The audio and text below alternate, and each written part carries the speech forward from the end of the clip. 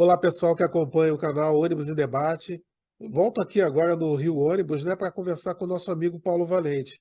Existem algumas demandas, algumas dúvidas dentro do hobby de busologia, e eu sempre gosto de frisar que existe uma linha tênue entre você curtir o hobby e você saber problemas administrativos das empresas do que se refere. A gente sabe que o hobby de busologia ele é abrangente, né? Ele também fala até sobre história, que acaba que com isso a gente conversa sobre história dos bairros, história da cidade, vai puxando uma coisa atrás da outra. Então, de forma como vocês conhecem aqui o Ônibus Debate, a gente tenta tratar os assuntos da forma mais salutar possível.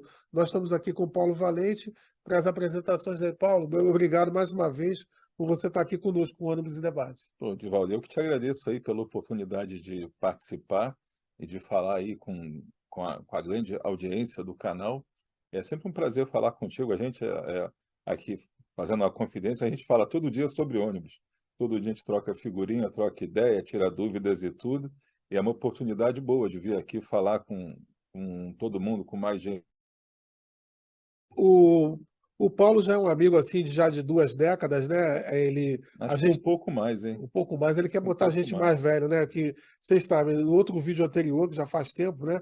Ele quis lembrar que a gente é velho, né? Tudo bem, Não, não é que a gente você seja velho, a gente é jovem há muito tempo, é Edivaldo. jovem há muito tempo, quase 6 décadas, né? Eu já Sim, passei, eu estou né? chegando lá. Hoje nós estamos no dia 2 de junho de 2023 e daqui a 20 dias eu estou completando 61, amigos, Então você é bem mais né? velho que eu. Eu estou completando 59 agora só no ano que vem, que eu fiz em abril agora.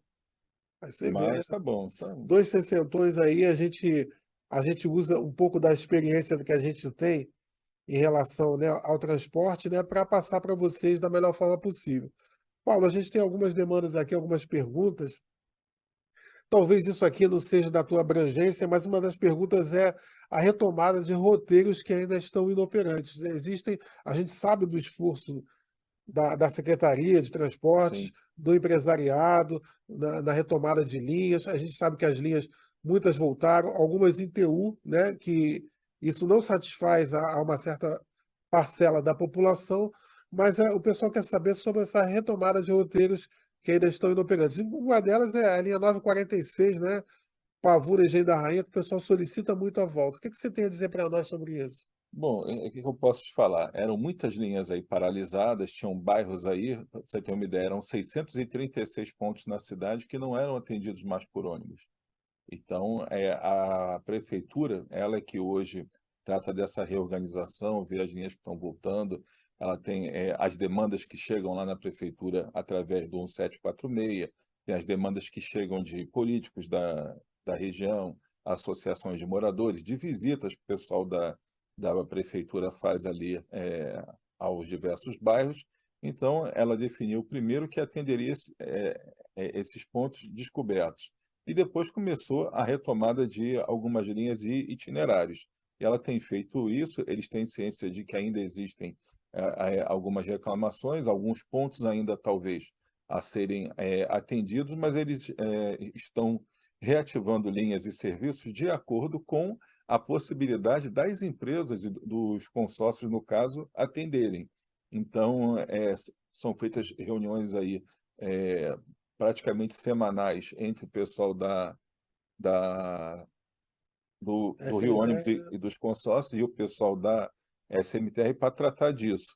E, também falando, tem algumas linhas que estão que já tinham sido paralisadas antes até da crise, quando foi esse processo de racionalização ali da Zona Sul, tem outras linhas que são superpostas, concorrentes, e a tendência até da prefeitura, com a integração agora, com a evolução do sistema de controle de pagamento, ela tudo correndo de acordo com os prazos estabelecidos aí pela prefeitura, a partir do ano que vem, toda a arrecadação vai para a prefeitura e as empresas serão remuneradas não no modelo que tem hoje, que você paga a empresa tem a receita de quem paga a passagem e recebe um complemento em forma de subsídio.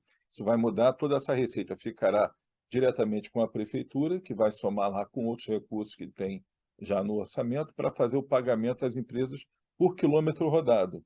Então, há uma tendência de uma racionalização maior e do incentivo à integração entre linhas, através do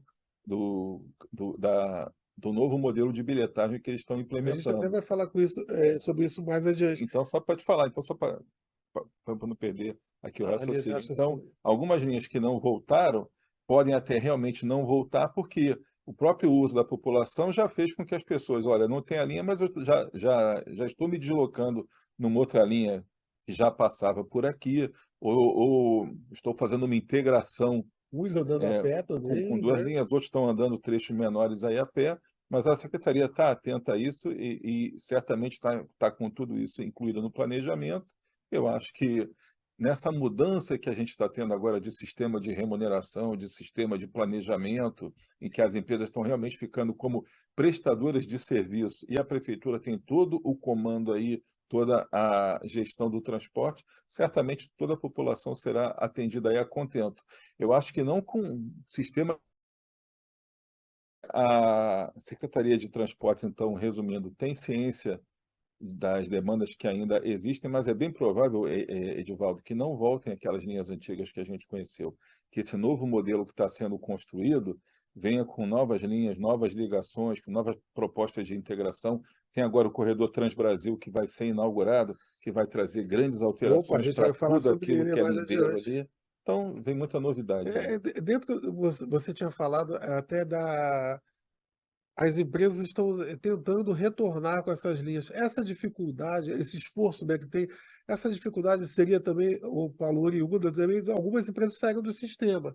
E a gente viu empresas tendo que socorrer Sim, aquelas outras linhas. A gente pode incluir nessas dificuldades para umas não voltarem, sem dúvida porque alguma. às vezes diz assim, poxa, a empresa tal largou linha tal, mas pegou essa e essa. O que que você pode dizer assim para pontuar? Porque isso é dúvida, né, recorrente. Sim, o que que acontece? A gente tinha 46, 47 empresas em operação, hoje são 29.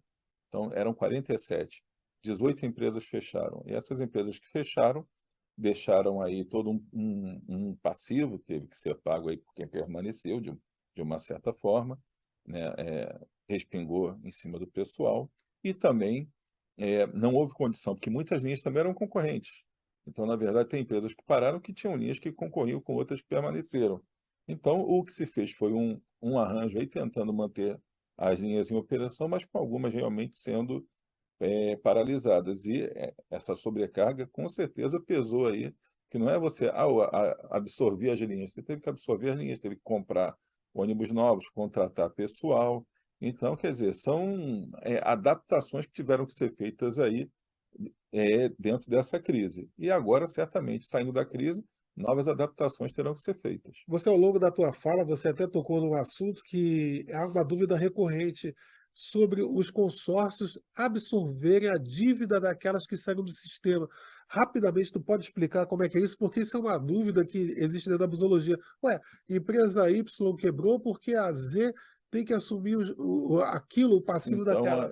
não é uma empresa, nenhuma empresa quebrou porque quis. A Sim. verdade é essa. Foi uma grave crise que levou a problemas, e as empresas acabaram encerrando aí as atividades. E o que acontece no primeiro momento? Como são consórcios, há uma sucessão. Então, as dívidas trabalhistas, por exemplo, né, a empresa paralisou, tinha que pagar mais tantos processos. E na hora que ela paralisa, ela deixa de ter receita, certamente já teve seu patrimônio todo comprometido e não há mais recurso para fazer o pagamento. Como se isso opera em consórcio, a justiça entendeu que haveria uma sucessão.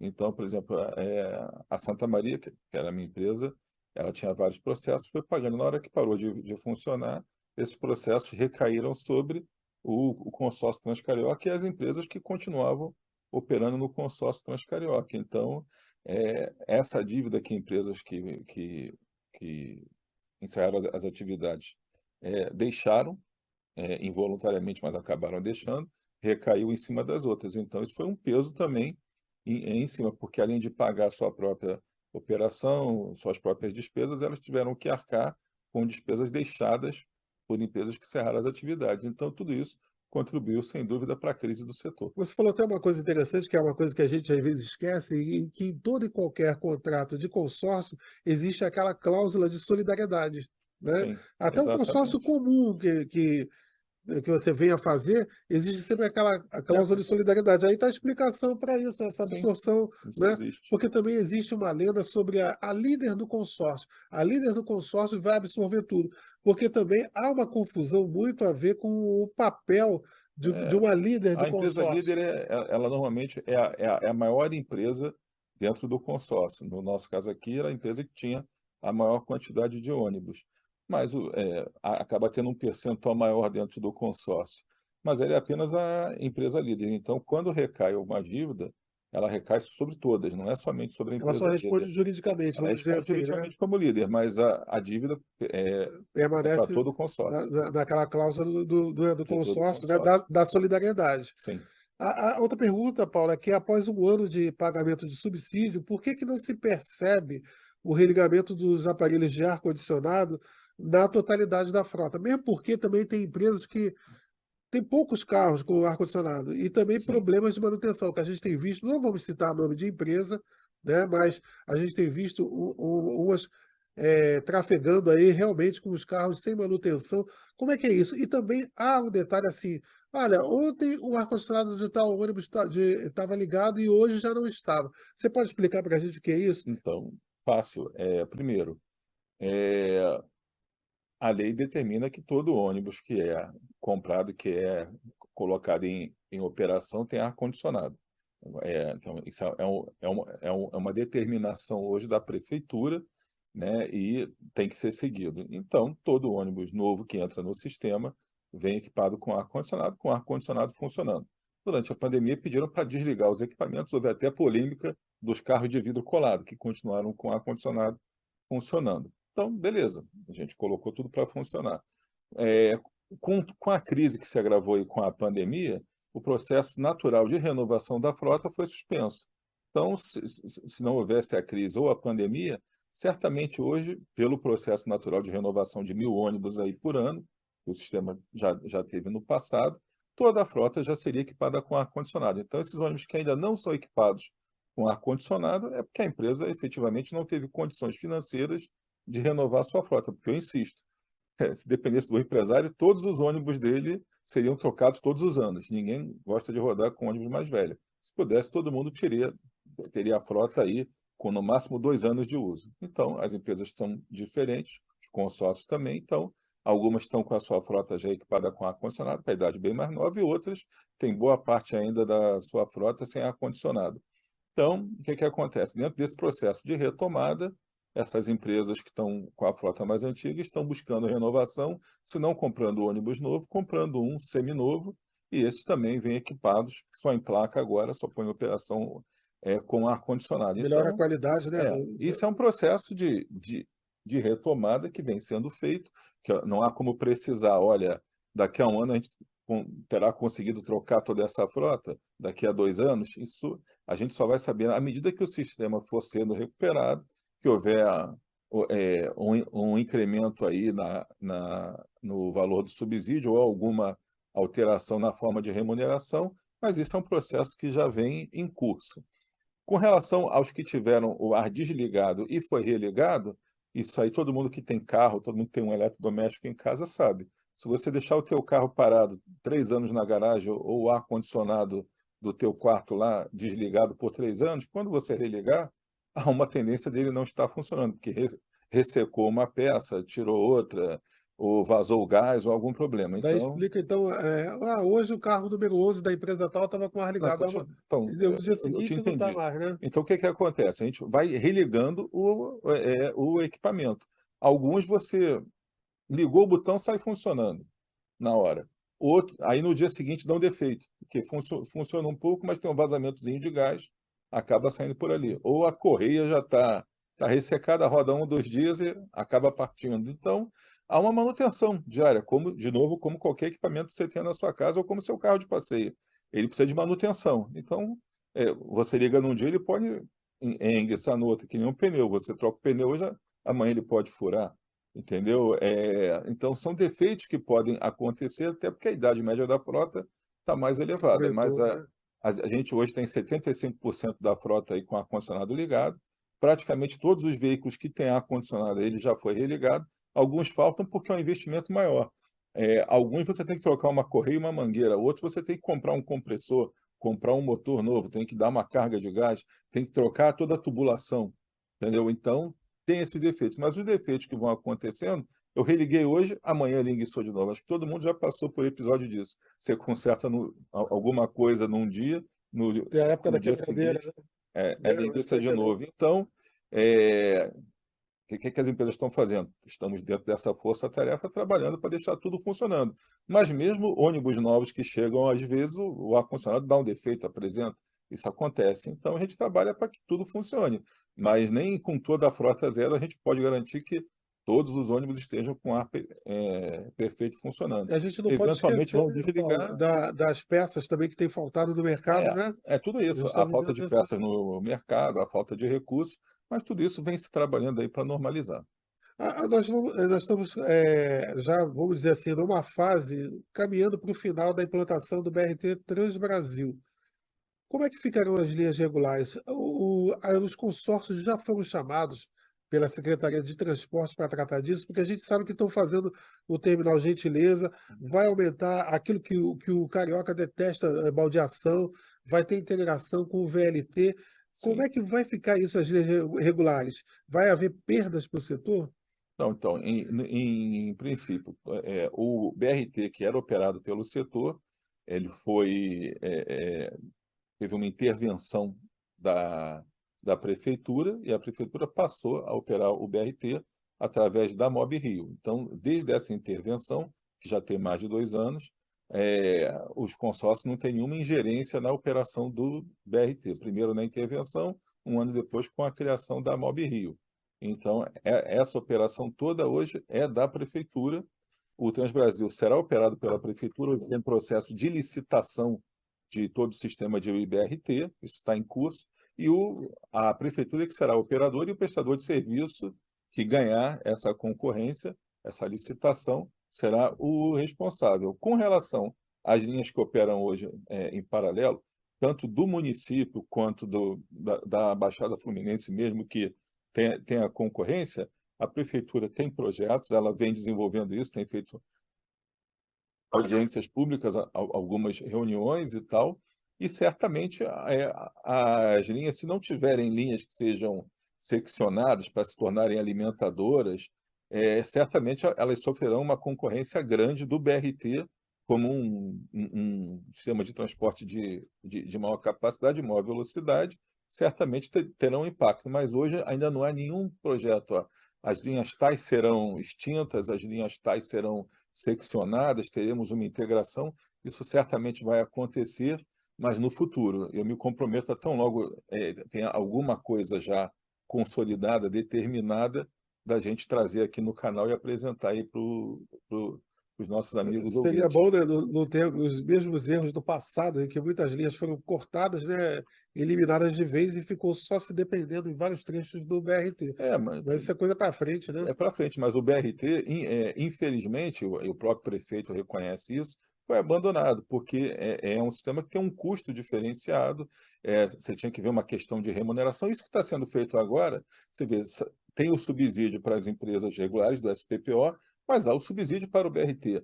Toda essa frota bonita agora, uma frota linda aí, de qualidade, que foi incorporada pela Mob Rio, foi paga pela prefeitura, não veio do dinheiro da arrecadação do BRT, são investimentos, aportes feitos pela prefeitura. Então, a prefeitura hoje, ela também é operadora de ônibus, então ela tem ciência do custo e da dificuldade que é se manter esse serviço. Você vê a prefeitura reclamando do vandalismo, reclamando dos calotes e tudo. No tempo que as empresas operavam, a prefeitura multava a gente. E hoje ela vê o que, poxa, realmente é difícil de fazer. É um esforço muito grande para manter a operação e a prefeitura está até tentando licitar E ela em frisa, né, que setores é o dinheiro separados do e tudo, contribuinte, né? Agora é e é época dinheiro nenhuma, do né? contribuinte. E a Então, gente vê os vândalos aí fazendo coisas, atrocidades dos carros novos, né? sim, Terrível. em qualquer carro, no novo, no velho, não é porque o carro é velho, você vai maltratar também. entendeu? Então É é verdade. a questão de cidadania, de educação aí de uma minoria que faz isso, mas infelizmente A gente está se encaminhando para o acontece. final, né, dessa nossa conversa. A gente sabe que existem outras demandas, outras perguntas, mas isso fica para outra oportunidade. Sim. Mas a gente sabe que está vindo a bilhetagem nova aí, o JAE. Como é que vai ser isso? Você já tem algum conhecimento Não, disso? então, a bilhetagem também, quando a gente assinou o acordo com a prefeitura, os consórcios abriram mão da bilhetagem, que pode ser feita por uma outra empresa, não necessariamente pela Riocard, que é uma delegatária do nosso serviço. A Riocard não são as empresas que tocam, não é das empresas, é uma delegatária que faz o serviço e que as empresas participam lá desde o início. Aliás, um sistema até muito bom, não tenha dúvida. Mas a prefeitura houve por bem fazer uma licitação, colocou essa empresa que venceu, que é a JAE. Então, haverá uma migração, a prefeitura tem planos de que essa migração seja feita ao longo agora do segundo semestre e que a partir de janeiro do ano que vem, os ônibus do município, o VLT, as vans do município, todos tenham o sistema JAE e não mais o sistema Riocard. Então, nos próximos meses, a gente deve ter um sistema híbrido funcionando com os dois tipos de validador no ônibus, o do sistema JAE e o do sistema Rio Ônibus, embarcados até que isso seja testado, Adaptação, efetivado, né? adaptado e que passe a ser somente o JAE. Para as empresas, ter o Riocard ou ter o JAE acaba sendo a mesma coisa. Só que, junto com a implantação desse novo sistema de bilhetagem, a prefeitura está trazendo novidades como o pagamento por quilômetro rodado, que vai ser outra quebra de paradigmas aqui, que vai trazer muitas novidades aí para o setor. Vai A mostrar gente que não tinha espera caixa preta nem que nada, né?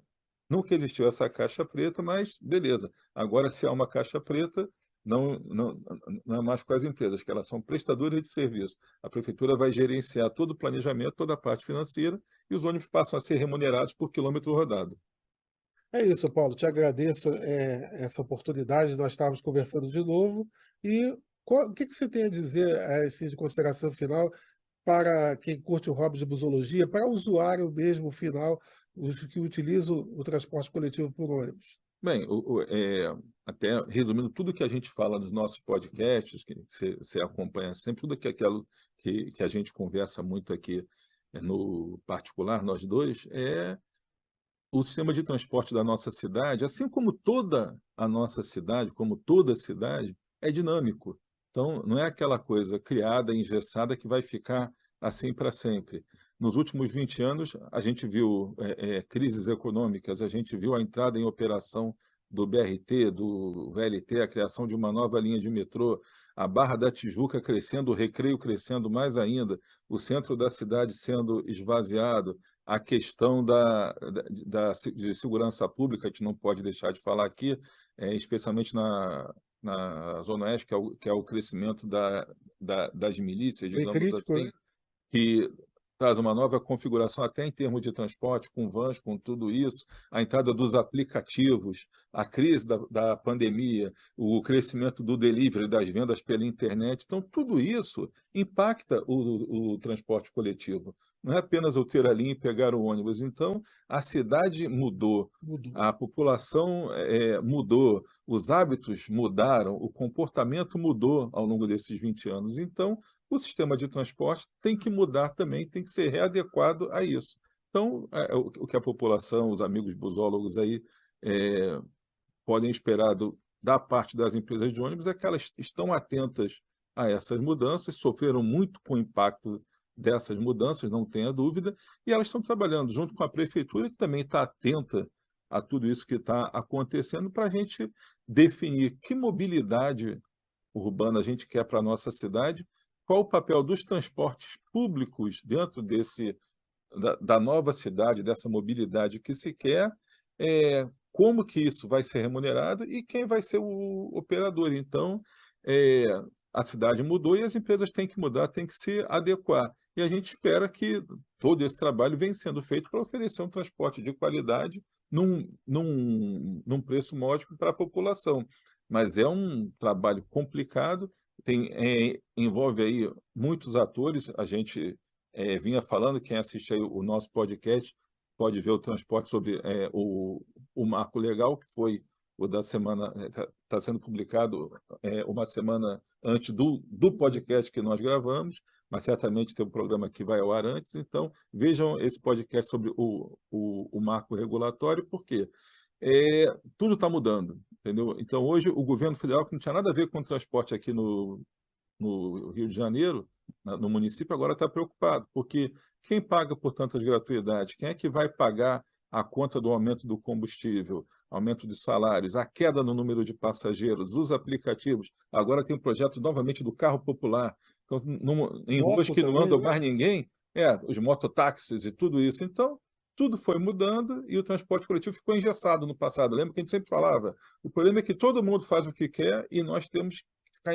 engessados ali. Então, hoje se entendeu que é preciso ter investimentos, assim como tem investimentos, você botou muito bem, na saúde pública, na educação pública, na segurança pública, o investimento no transporte público, que pela Constituição é obrigação do Estado, não é obrigação do empresário. Então, nós somos concessionários, prestadores de serviço, não somos os responsáveis. Então, tudo isso está mudando e a gente vai ter muitas novidades aí para o futuro e espero que com os ônibus tendo seu protagonismo aí preservado, com as empresas continuando a funcionar, gerando empregos, com a pintura padronizada, não, Não, não vamos discutir aqui, não, ele tinha que com a no pintura final promover padronizada. essa discussão aí de pintura, mas eu vou pular fora dessa da pintura e vou lembrar essa situação que ele, só para a gente finalizar, que ele contou do carro popular, onde nas grandes cidades se promove, né, a adoção a utilização do transporte público, justamente porque é menos poluente, está se investindo em ônibus menos poluentes,